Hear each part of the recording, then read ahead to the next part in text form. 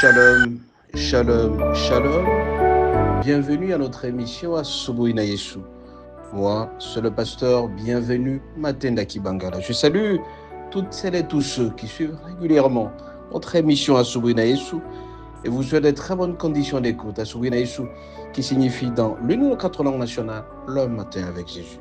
Bien-aimés, ce matin, notre thème s'intitule « Il y a de l'espoir pour toi ». Je répète, il y a de l'espoir pour toi.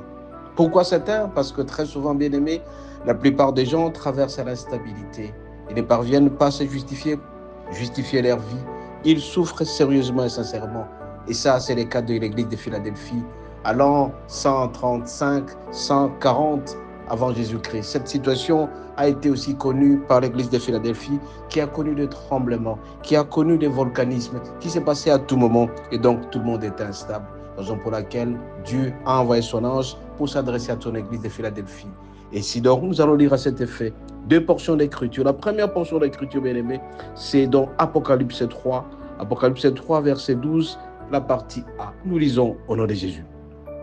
Celui qui vaincra, je ferai de lui une colonne dans les temples de mon Dieu, et il s'en sortira plus. Je répète, celui qui vaincra, je ferai de lui une colonne dans les temples de mon Dieu, et il n'en sortira plus. Nous allons prendre la deuxième partie, la deuxième portion d'écriture. C'est dans Ésaïe 40, du 1er jusqu'au 2e verset. Ésaïe 40, 1er jusqu'au 2e. Nous lisons au nom de Jésus. Consolez, consolez mon peuple, dit votre Dieu. Parlez au cœur de Jérusalem, criez-lui que sa servitude est finie, que son iniquité est expiée, qu'il a reçu de la main de l'Éternel au double de ses péchés. Bien-aimés, très souvent, vous êtes fatigués de certaines situations. Vous êtes fatigués de la souffrance. Vous êtes fatigués de vivre certaines conditions que vous n'aimez pas. Fatigués du célibat, fatigués du chômage, fatigués de la maladie, fatigués de beaucoup de choses. Et donc, vous êtes instable dans votre vie. Mais cette situation, je viens tout simplement vous dire, a été aussi connue par l'église de Philadelphie. Cette église a connu de tremblements de terre. Il était difficile de vivre. Ils devaient construire et détruire. Construire et détruire. Et ils étaient instables dans leur vie.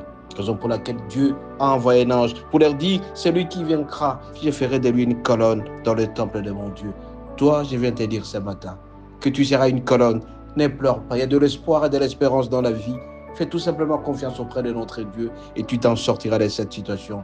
Tu en as ras-le-bord de cette situation. Tu vis dans des situations très difficiles, incapacité de payer les loyers, incapacité de payer les frais scolaires, incapacité de payer les médicaments, incapacité de manger. Tout devient difficile pour toi. Tu te poses la question, qu'est-ce que tu es venu faire au monde ? Tu as atteint un âge assez avancé, 40, 45 mois, tu n'es pas encore marié. 50 ans, tu n'as pas du travail. Tu te poses la question, comment vivre ? Mais Dieu, ce matin, vient te dire, celui qui vaincra, je ferai de lui une colonne. Tu seras une colonne, mon bien-aimé.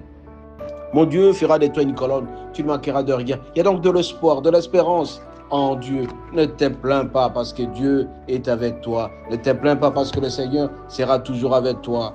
Mon Dieu est capable de tout changer. C'est vrai que tu es lassé de certaines situations. C'est vrai que tu es fatigué, tu as un ras-le-bol, fatigué de dépendre de quelqu'un. Pour vivre, tu dois faire de mange. Pour vivre, tu dois mentir à un certain moment. Ça a été le cas aussi, bien aimé, de la population des Israélites. Quand ils traversaient la mer Rouge, ils en avaient ras-le-bol. Ils mangeaient toujours la manne. Lundi, manne. Mardi, manne. Mercredi, manne. Alors, ils en avaient ras-le-bol de cette situation. Et on devait changer la situation. Ils ont réclamé la caille. Toi aussi, tu es fatigué de la situation. Tu vis dans l'instabilité la plus totale. Mais je viens te dire qu'avec Dieu, rien de négatif, rien de mauvais, rien de ravissant ne puisse exister en lui, mais définitif. Et donc, avec Dieu, rien de négatif est définitif. Durable ne veut pas dire éternel. Et Dieu de la Bible est capable de changer ta situation. Il est capable de changer ce que tu vis. Fais tout simplement confiance en lui. Je viens te dire ce matin, le Dieu de la Bible est là et tu vivras. Il y a de l'espérance et de l'espoir en Dieu. Et genre, ce matin, je suis venu tout simplement te consoler, enlever la douleur que tu as, enlever la certitude que tu as et te créer et susciter les ententes de l'espoir. Sois sûr et certain que le Seigneur sera toujours avec toi. Je t'encourage donc à ne jamais perdre l'espérance. Celui qui n'espère pas, c'est celui qui vivra très mal. Et par contre, toi, tu dois avoir de l'espoir. Et l'espoir, c'est tout simplement en Jésus. Et pour réussir cela, mon bien-aimé, 2 choses importantes. La première, c'est que tu dois fuir le péché, rendre Dieu, éviter de vivre de la chair.